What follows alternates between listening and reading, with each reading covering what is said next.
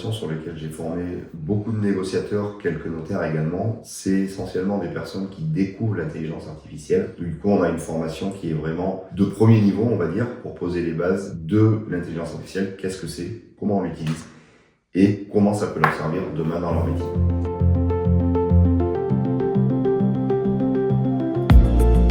C'est pas forcément des mauvaises pratiques, par contre c'est des mauvaises habitudes au niveau du prompt.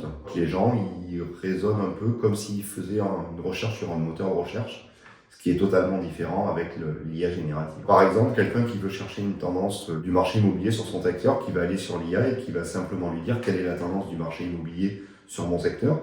Typiquement, c'est des requêtes qu'on fait sur les moteurs de recherche, alors qu'il faut être beaucoup plus précis sur l'IA dans la rédaction du prompt, notamment pour le mettre dans un rôle et savoir ce qu'on veut obtenir et sous quelle forme on souhaite obtenir le résultat.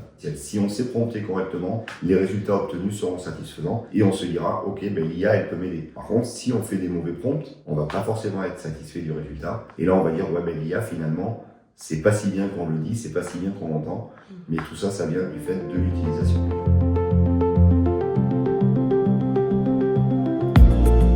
Pour moi, il y a 2 points essentiels. C'est le gain de temps pour le collaborateur. Et le deuxième point, c'est vraiment le professionnalisme de l'étude qui se dégage. Le négociateur qui va faire visiter un bien, dès la fin de la visite, il est capable d'envoyer avec l'IA un mail récapitulatif de la visite au vendeur, à l'acquéreur potentiel et également à son patron pour avoir un suivi complet du dossier.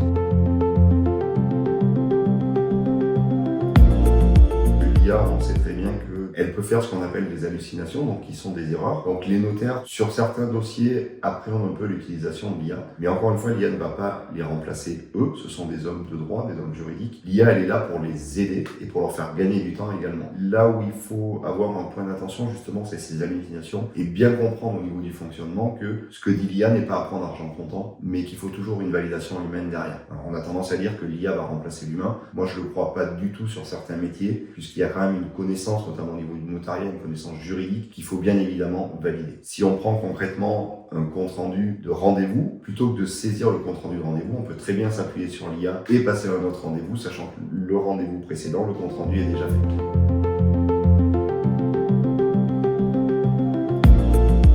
Le premier prompt que je donne en formation, c'est un prompt un petit peu ludique où je demande simplement aux élèves d'organiser un voyage à Londres par exemple pendant les périodes de Noël et de l'organiser avec l'IA pour leur montrer que effectivement si on fait un premier prompt en disant simplement je veux partir à Londres pour les fêtes de Noël, le résultat qu'on obtiendra ne sera pas satisfaisant.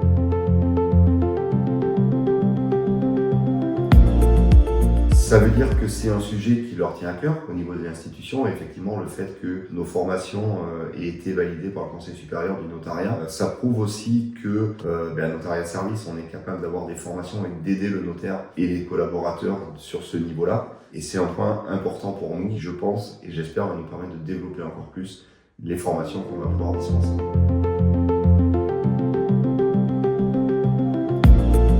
Le premier conseil que je lui donnerais, c'est déjà de se former, au moins sur tout ce qui est prompt, parce que encore une fois, si on demande mal à l'IA, la réponse qu'on va obtenir ne va pas nous satisfaire et on va se dire l'IA finalement c'est pas si bien que ça. Si on sait réellement discuter avec l'IA, on va tirer un bénéfice assez conséquent.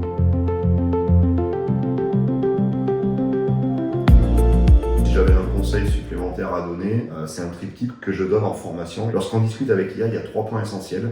Le premier point, c'est je demande à l'IA. Le deuxième point, c'est l'IA propose ce que j'ai demandé. Et le troisième point qui est le plus important, c'est je valide ce que m'a communiqué l'IA.